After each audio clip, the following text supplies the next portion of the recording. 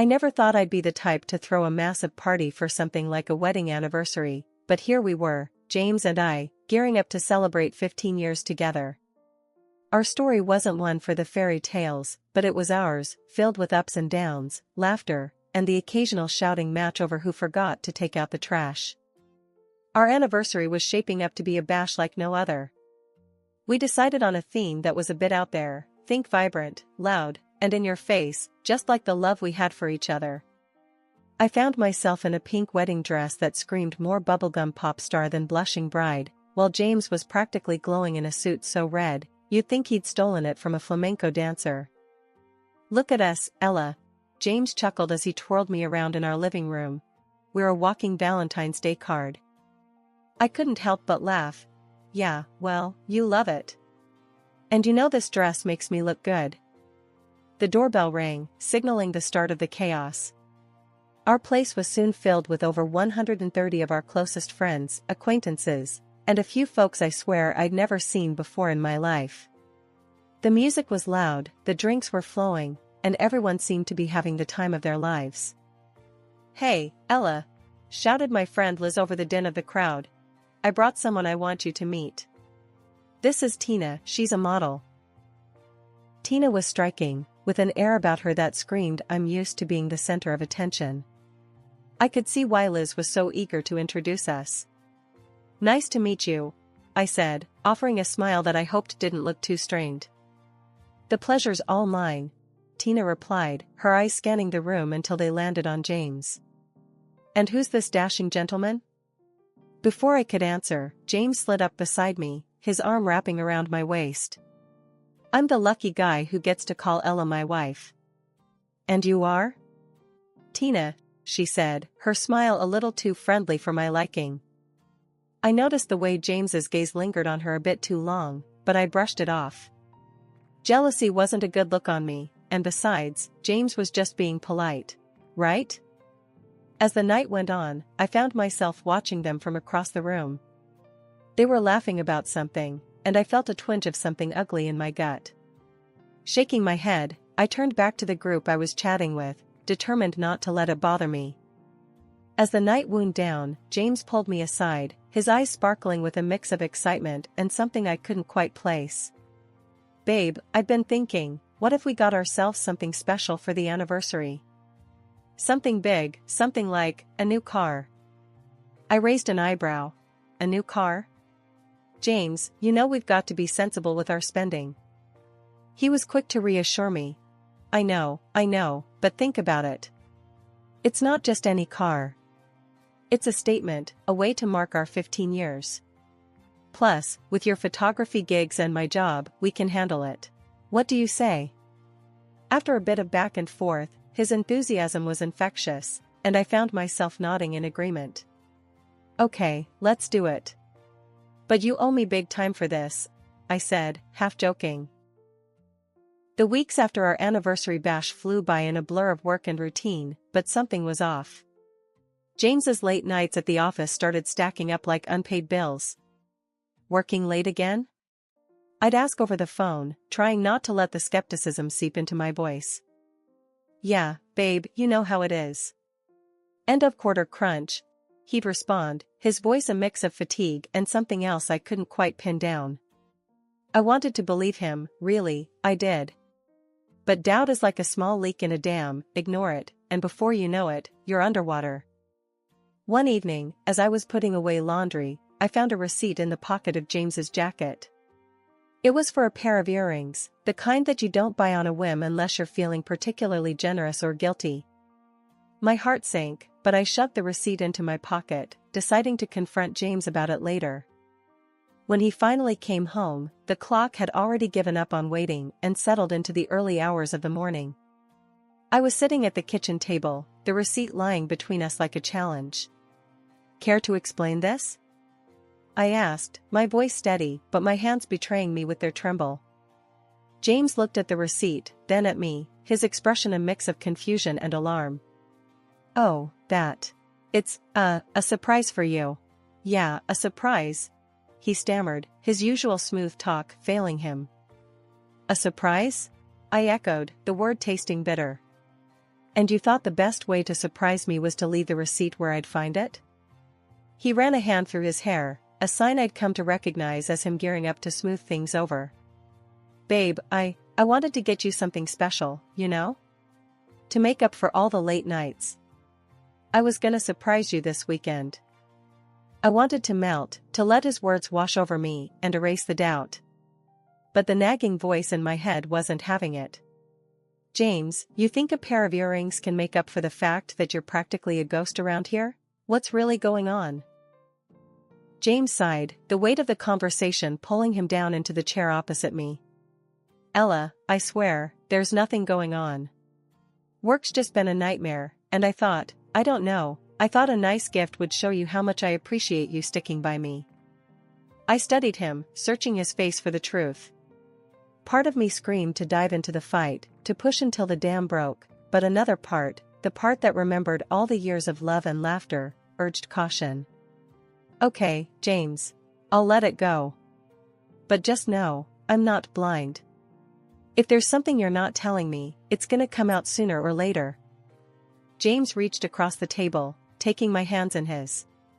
There's nothing, Ella. I promise.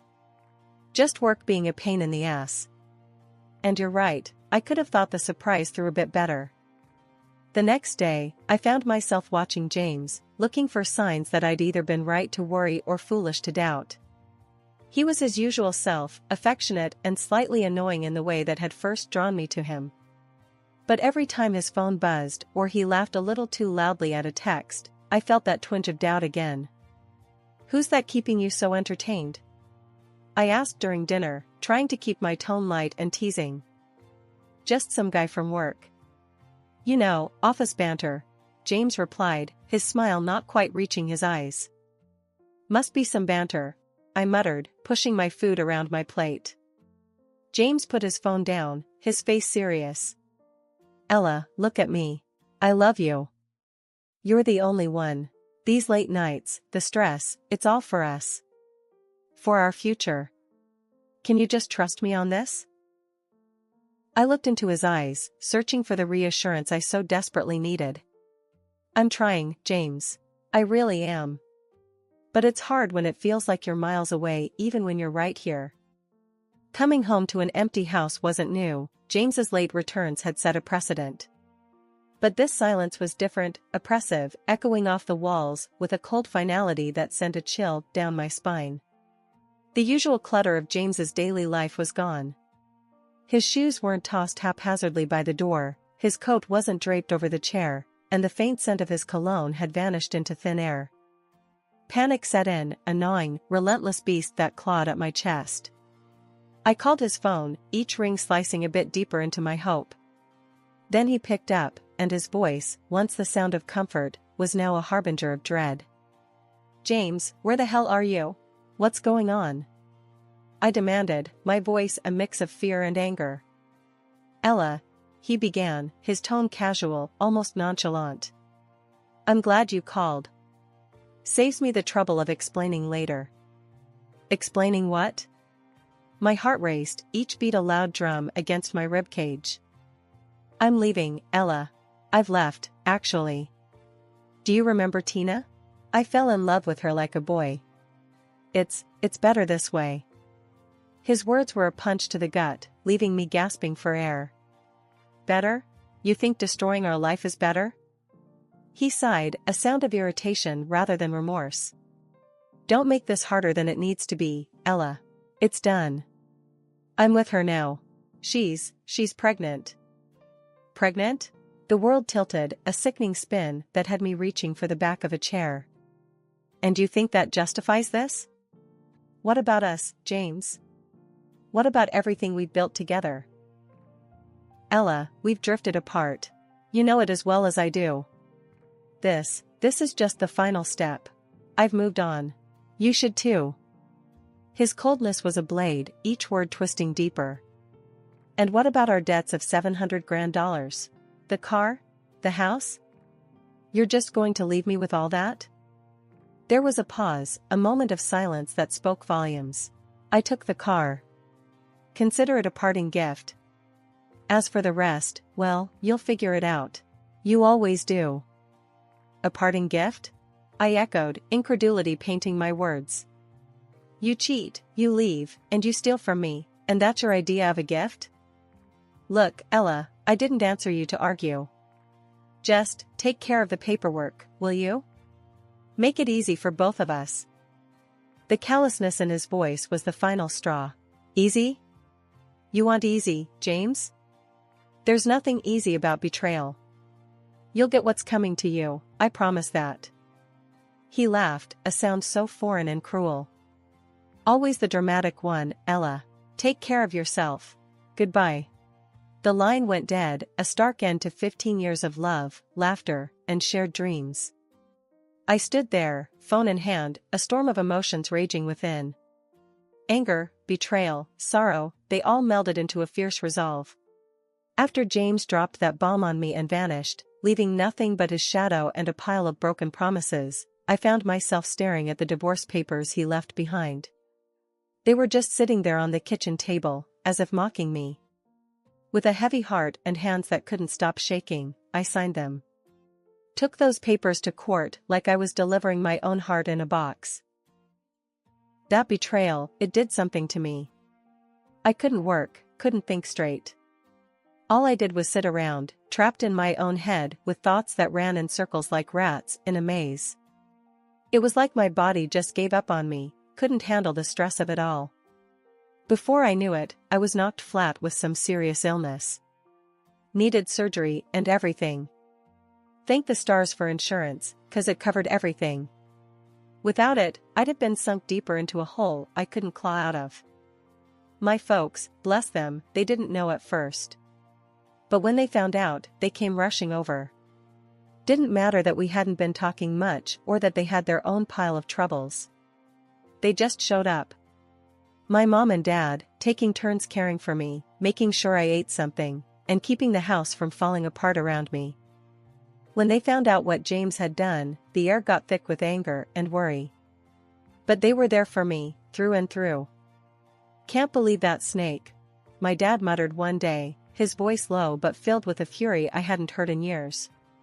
Leaving you like this, in such a mess. My mom, always the softer one, would just hold me close. We're here, baby. We're gonna get through this together, she'd say, her words a balm on my broken heart. I was drowning in gratitude for them. Without their help, I don't know how I would have made it. Slowly, with their support, I started pulling myself out of that pit of despair. Started feeling bits and pieces of myself knitting back together. It wasn't easy, getting back to work. First day back, I remember standing outside, my hand on the door, taking deep breaths like I was about to dive underwater. You can do this, I whispered to myself, over and over, like a mantra. Inside, it was like stepping into a different world. The familiar faces, the smell of coffee in the air, it was all the same, but I felt like I was seeing it from the other side of a glass wall. You good, Ella? One of my coworkers asked, eyeing me with a mix of concern and curiosity.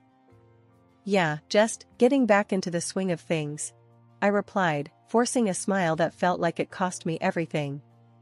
But day by day, it got a bit easier. The routine of work, the focus it demanded, it gave me something else to think about besides James and the colossal mess he left behind. My parents, they were my rock, my safe harbor in the storm. They saved me, in more ways than one. Just when I thought things couldn't get any crazier, Liz, yeah, the same one who unknowingly threw my life into a tailspin by bringing Tina around, gave me a buzz one lazy afternoon. Ella, you won't believe what I just found out, Liz blurted out, barely letting me get a hello in. I braced myself, not sure I was in the mood for more surprises. What's up, Liz? What did you find out now? That model, Tina? She was already pregnant when she met James at our party. James got played, big time. Liz's voice was a mix of shock and, oddly, a hint of satisfaction. I paused, letting the news sink in. A part of me, the part that was still nursing a broken heart and a bruised ego, couldn't help but feel a twinge of satisfaction. So, he left me for a lie? Can't say I'm sad to hear that. Right? But listen, Ella, this is your chance. You need to fight back, get what's yours. Have you thought about talking to a lawyer? Liz's tone turned serious, all business now. I hadn't, not really. The thought of diving into legal battles on top of everything else felt overwhelming. But Liz had a point. I guess it's worth a shot. I'll look into it, thanks, Liz. Finding a lawyer felt like stepping into another world. But I lucked out, finding one who didn't just see me as another case number. So, you're telling me the car, the one James took off in, it's in your name? The lawyer asked, his eyebrows raised in what I read as a good sign. Yeah, everything's in my name. The house, the car. I never thought he'd just bail on me like this, I explained, the reality of my situation settling in. The lawyer nodded, scribbling some notes. Good. That makes things a lot simpler. You have every right to that car, and the house. We can definitely work with this. But it wasn't enough to know I'd won. As I sat there, the reality of my situation sinking in, a plan began to take shape. James thought he could upend my life and ride off into the sunset with his mistress and my car. I don't think so. The day I walked into the police station, my heart was racing, but my resolve was ironclad. I never thought I'd file a report against James, but here I was, reporting the car he stole, the car that legally belonged to me. It felt surreal, like a scene from a movie I never wanted to star in. Yet, there was a sense of righteousness in taking this step, a declaration that I wasn't going to be a victim of his selfishness any longer. Weeks passed in a blur after that. I found solace in my work and the support of my friends and family, slowly rebuilding the life James had tried to tear down. Then, out of the blue, my phone rang. Seeing James's name flash on the screen sent a jolt of surprise through me. Ella, please, you have to help me. James's voice was frantic, a stark contrast to the cool detachment he'd shown during our last conversation. Help you? I echoed, my voice cold. Why on earth would I do that? I've been arrested, Ella.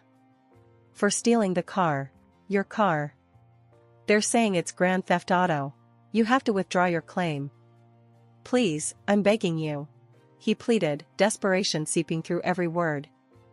The news hit me with a mix of shock and, I'll admit, a tinge of satisfaction. You want me to bail you out? After everything you've done? I asked, incredulous. Ella, I'm sorry.